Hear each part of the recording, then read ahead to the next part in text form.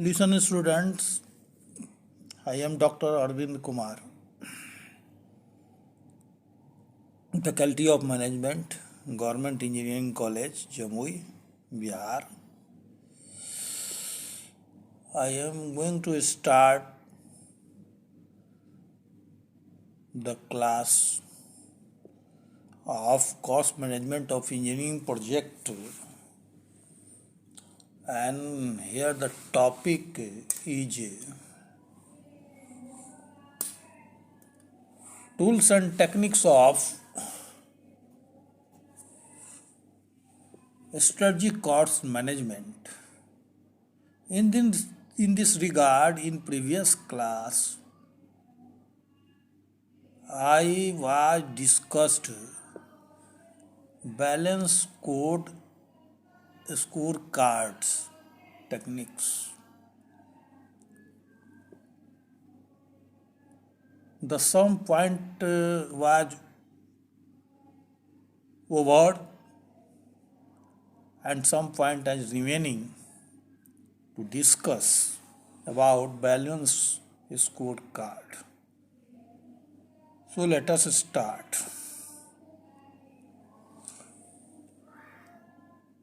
It is meant to measure the intellectual capital of a company, such as need of training, skill development, enhancement of knowledge, and any other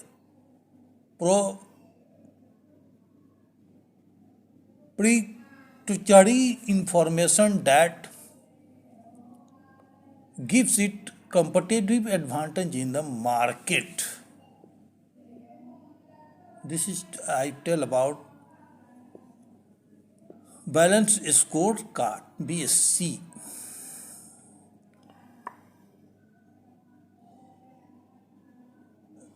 According to balance scorecard,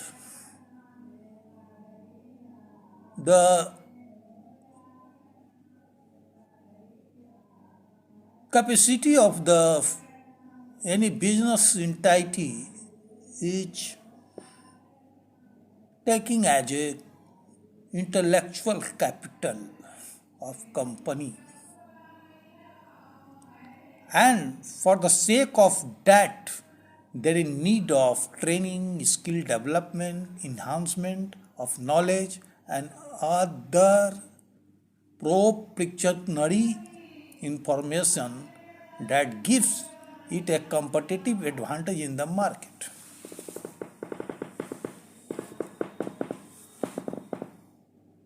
किसी company का जो उसका skills fullness है,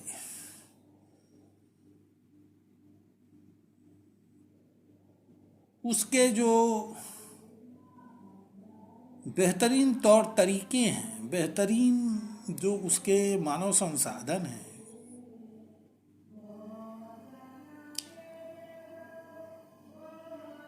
ये सारे एक जो है इंटेलेक्चुअल कैपिटल की तरह है,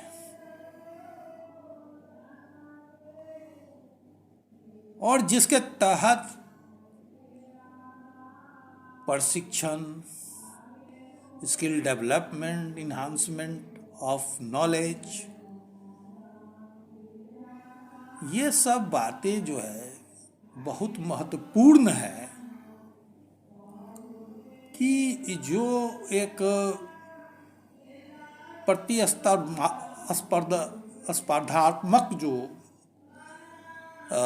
व्यवसाय का माहौल है उसमें जो है टिका जा सके, कॉम्पिटिटिव एडवांटेज जो है वो मार्केट का लिया जा सके।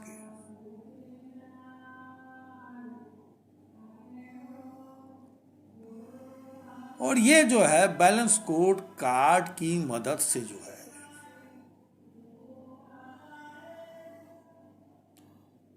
भी संभव है, because balance scorecard in particular gap of time reflect the true picture of all the activities of the organizations. And any organizations on the basis of balanced scorecard get prepared the corrective actions to improvise the business process within the organizations. इस तरह से देखा जा सकता है कि balance score card कितना महत्वपूर्ण है. Now next, balance score card model reinforces good behavior in organizations by isolating 4 separate areas that need to be analyzed. That is learning and growth, business process, customers, and finance means financial performance. Business model BSC, Balance Scorecard model, reinforces good behavior in organizations by isolating 4 separate areas that need to be analyzed. That is learning and growth, business process, customers, finance means financial performance.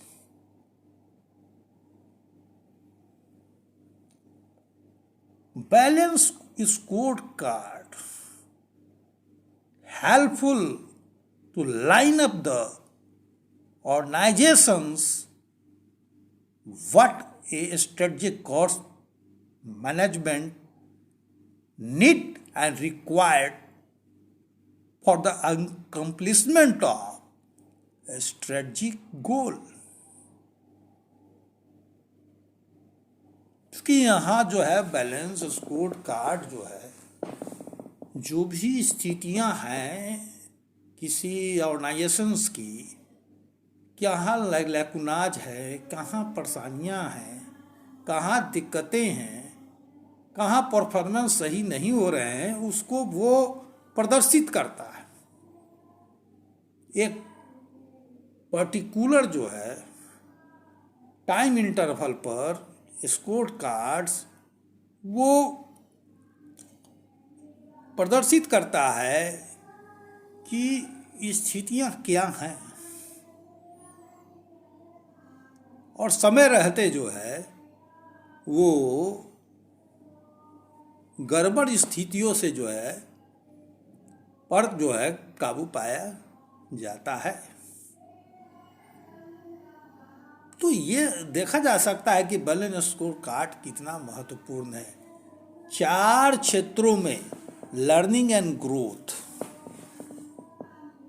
Balance score card से जो है वो सीखने का काम और development growth उन्नति का काम संभव है. बिजनेस प्रोसेस में जो है सुधारात्मक कार्य जो है, इम्प्रूवमेंट जो है, करेक्टिव एक्शंस जो है वो बैलेंस स्कोर कार्ड के रिपोर्ट के आधार पर लिए जा सकते हैं. कस्टमर्स, हमारा जो है कस्टमर के साथ क्या संबंध है, कस्टमर हमारे बारे में क्या सोचते हैं, हमसे क्या अपेक्षा रखते हैं. चूँकि हम व्यवसाय करते हैं, हमारे प्रोडक्ट बाज़ार में बिकते हैं, कस्टमर जो हैं इसको खरीदते हैं, तो उनकी कुछ जो है अपेक्षाएं होंगी, हमसे शिकायतें होंगी. बैलेंस स्कोर कार्ड की मदद से जो है उसको जाना जा सकता है, सत्य को जाना जा सकता है कि कस्टमर जो है वो हमारे प्रोडक्ट के बारे में क्या सोचता है, क्या क्या लगता है, हमारे बारे में हमसे क्या अपेक्षा रखता है। जहाँ तक संभव हो उसकी अपेक्षाओं की हम पूर्ति करेंगे, संतोषजनक सेवा देंगे। यही तो बिजनेस है, यही तो प्रतिस्पर्धा में टिके रहने का जो है एक मूल मंत्र है। And last one is the financial performance. In the front of cost leadership, when the activities are corrected in every respect, certainly there is saving of so many funds that leads to financial performance turn into better product and economic cost. And this strategic position is certainly competitive in the market. So we can see that this balance scorecard techniques is how useful in the strategic cost management as a tool. Now the next tool, Kaizen costing. ये जापानी terms है kaizen. इसका जो मूल रूप से जो फंडा है वो ये है कि nothing is perfect, always there is a scope of improvement, cost curtailment,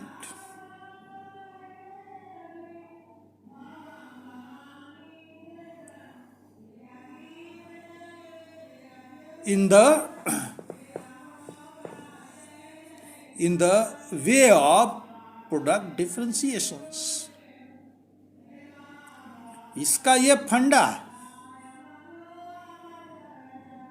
So there is need of continuity to improvise the activity at every level of the organizations, and this is so-called Kaizen costing.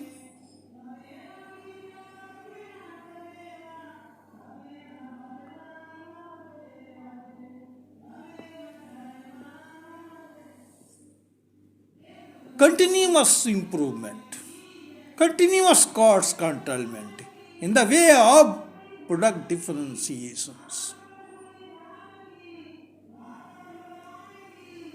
Keeping in the mind that nothing is perfect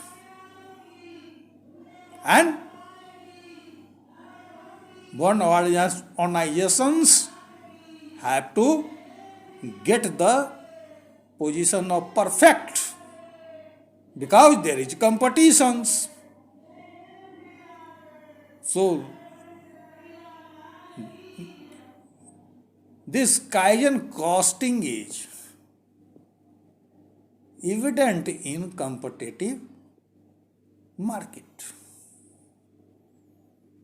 कंपनियां जो हैं अपने कार्यों में लगातार सुधारात्मक कार्य करती रहती है, लगातार प्रोडक्ट डिफरेंशिएशंस के बारे में जो है वो चिंतित रहती है, बराबर ही उत्पाद के गुणवत्ता में सुधार की बातें होती रहती हैं, सुधारात्मक कार्य होते रहते हैं, क्योंकि कंपटीशन है, प्रतिस्पर्धा है, दूसरे से आगे निकलनी है, दूसरे से बेहतर बननी है। तो ये काइजन कॉस्टिंग है।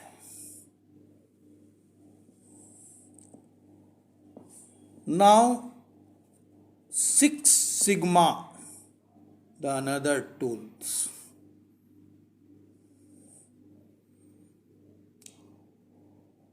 Here, Sigma measures of standard deviations.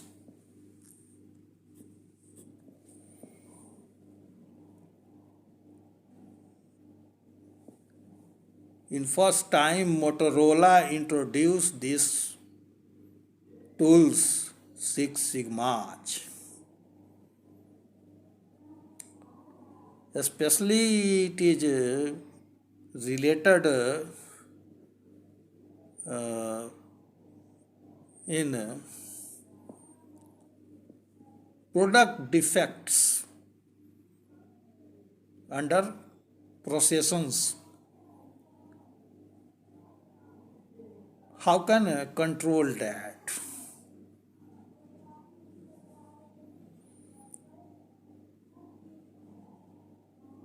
So Six Sigma, the aim of that Six Sigmas is to three defective product in 1 million. 10 lakh उत्पाद में से 3 उत्पाद से ज़्यादा खराब नहीं होने चाहिए, ये सिक्स सिग्मा का ऑब्जेक्टिव है। ये सिक्स सिग्मा जो है, ये सिग्मा जो है वो स्टैंडर्ड डेविएशंस है।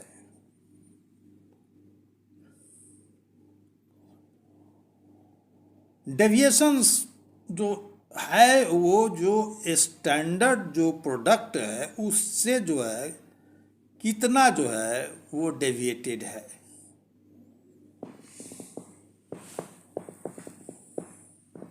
उसकी स्थिति क्या है, नटसल में यही है सिक्स सिग्माज में। और उसमें कुछ स्टैटिस्टिकल जो है वो थोड़े से जो है सो वो ग्राफिकल जो है वो प्रेजेंटेशन से, तो वहाँ यहाँ वो बहुत महत्वपूर्ण नहीं है।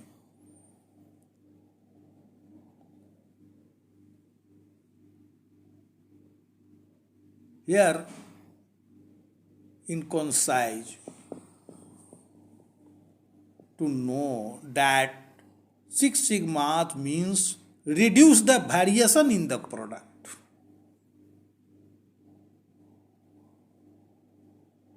During the processing, all the products are not identical. Some are near the standard, and some are far from the standard.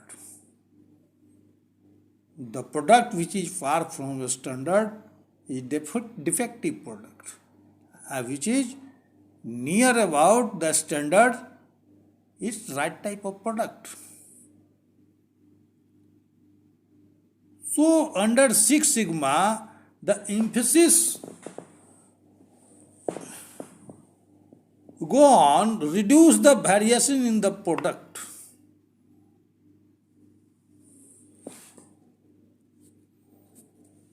Improve design of product.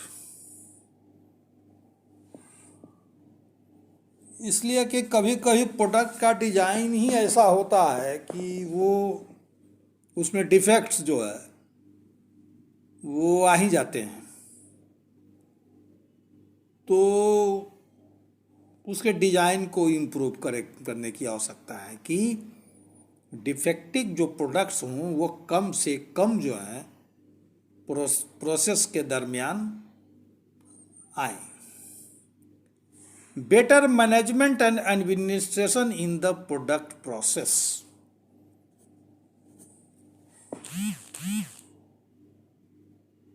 तो ये जो प्रोसेसन्स का जो वो काम है उसमें बेहतर मैनेजमेंट और एडमिनिस्ट्रेशन जब तक नहीं होगा तब तक जो है वो इम्प्रूव डिजाइन के बावजूद भी जो है बेहतर परिणाम आने में शक है। इसलिए बेहतर जो है प्रबंधन और प्रशासन की जो है आवश्यकता है in the course of product प्रोसेसन। And in this regard the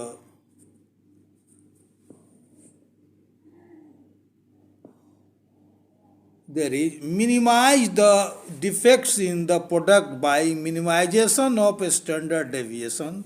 This is sigma from the standard of the product. इसमें जो है जो एफर्ट्स जो होता है वो यही होता है कि जो हमारा स्टैंडर्ड प्रोडक्ट्स है उससे डेविएशन जो है वो कितना कम हो, डिफेक्टिव प्रोडक्ट्स जो है वो कम से कम आए। And last one, improvement in the quality of product 2, 3 defective in 1 million. इससे ज़्यादा 3 जो है डिफेक्टिव प्रोडक्ट 10 लाख से 10 लाख में, यही जो है ये एक निश्चित किया हुआ है 6 सिग्मा में कि इससे ज़्यादा नहीं होने चाहिए। कितने डिफेक्टिव रहेंगे ये भी तय किया हुआ है। इसलिए तय किया हुआ है कि वो परफेक्ट जो है कुछ भी नहीं है।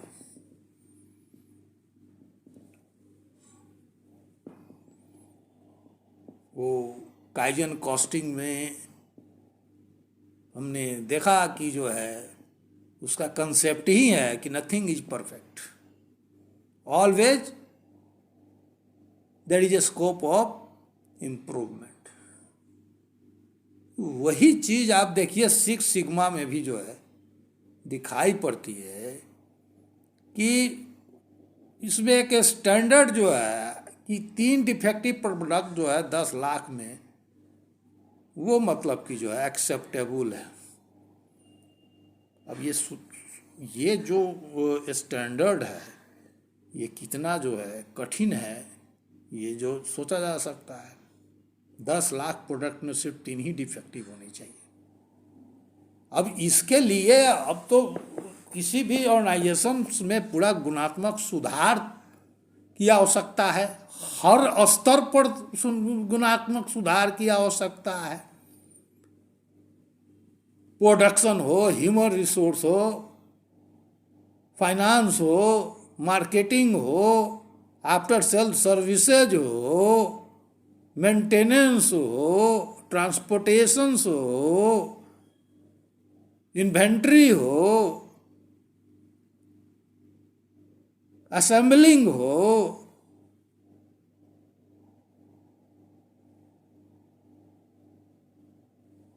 मशीनिंग जो हो। कहने का मतलब है कि जितनी भी प्रक्रियाएं एक ऑर्गेनाइजेशंस के अंदर है सबको बेहतरीन जो है बनाने का जो है एक कॉस्ट स्ट्रेटजिक कॉस्ट मैनेजमेंट में जो है वो प्रयास किए जाते हैं on the way of product differentiations and by cost leadership.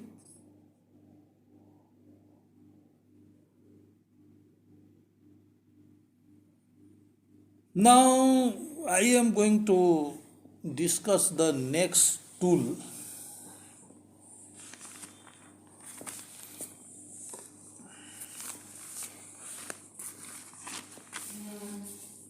in cost management strategic cost management, theory of constraints, TOC. What is its concept? Management in theory of constraint, TOC, in a management paradigm that view any manageable system as being limited in achieving more of its goal by very small numbers of constraints. There is always at least one constraint, and TOC uses a focusing process to identify the constraints and restructure the rest of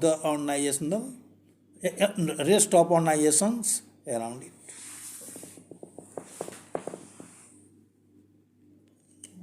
theory of constants का ये कहना है कि किसी भी organisation की वो सफलता के पीछे जो है कुछ कॉन्स्टेंट्स होते हैं। कहने का मतलब कि सारे कुछ ऑर्गेनाइजेशंस के जो है वो सफलता के पीछे जिम्मेवार नहीं होते हैं, ऐसी बात नहीं है। वो तो एक ऑर्गेनाइजेशंस का कंबाइंड वो एफर्ट्स है जिसके चलते कोई ऑर्गेनाइजेशंस जो है वो मार्केट में सफल होता है। लेकिन कुछ कॉन्स्ट्रेंट्स ऐसे होते हैं जो कि बहुत हद तक जिम्मेवार होते हैं किसी भी ऑर्गेनाइजेशंस की सफलता के लिए, जैसे ह्यूमन रिसोर्स हो गए, क्वालिटी ह्यूमन रिसोर्स हो गए,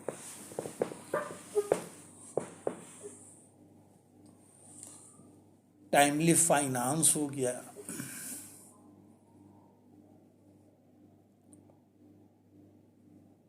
न्यू मशीन्स हैं, मार्केटिंग फोर्स हो सकते हैं, या एक से ज्यादा भी कॉन्स्ट्रेंट्स हो सकते हैं। तो थ्योरी ऑफ कॉन्स्टेंट्स TOC में यह कहना है कि उस कॉन्स्टेंट्स को आइडेंटिफाई कीजिए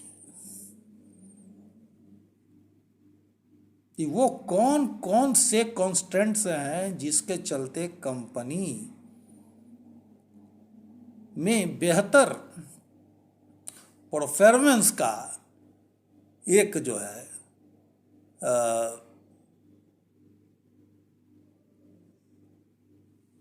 कह सकते हैं कि एक बेहतर परिणाम जिनके चलते जो है आए हैं।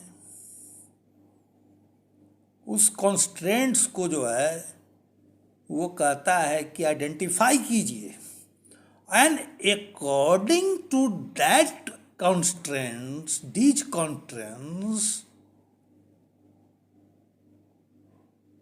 deploy the organizational resources। कहने का मतलब कि ये जो constraints है उनको प्राथमिकता में रखिए, उनको प्रायोरिटी में रखिए, और ऑर्गेनाइजेशंस के रिसोर्स को जो है उसके अनुसार जो है एडजस्ट कीजिए, उसके लिए उसको कोऑर्डिनेट करने की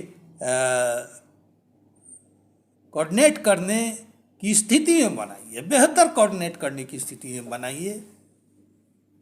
make better coordinations, condition of better coordination according to such constraints which are responsible for the success of organisations in the market. यदि मार्केटिंग फोर्स के चलते जो है आपको सफलता मिली है तो उनकी बातों को तवज्जो देना पड़ेगा। यदि प्रोडक्शन डिपार्टमेंट के चलते आपको सफलता मिली है तो उनको तवज्जो देना ही होगा। अगर बेहतर जो है मानव संसाधन के चलते आपको सफलता मिली है तो उनको भी तवज्जो देना पड़ेगा। एक से कहीं ज़्यादा कॉन्स्टेंट के चलते आपको सफलता मिली है तो जो जो कॉन्स्टेंट्स है उनको तवज्जो देना पड़ेगा।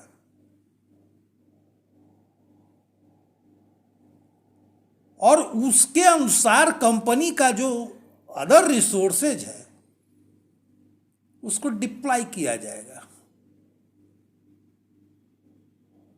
कि वो बेहतर स्थिति में जो है अदर रिसोर्सेज वो बेहतर स्थिति में हो, वो उन सब सारे कॉन्स्टेंट्स को जो है मदद करने के लिए। ये जो है थ्योरी ऑफ कॉन्स्टेंट्स है, टीओसी है।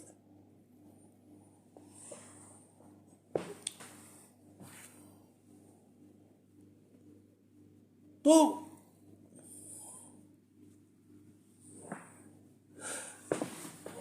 ये जो टूल्स हैं, टेक्निक्स हैं स्ट्रेटजिक कॉस्ट मैनेजमेंट के,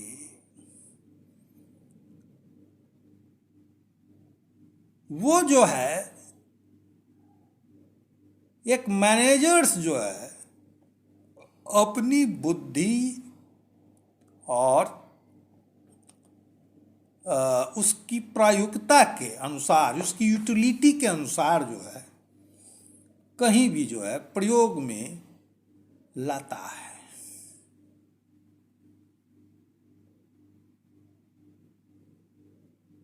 तो ये कक्षा अब यहीं समाप्त हो रही है। आगे की बातें आगे की कक्षा में।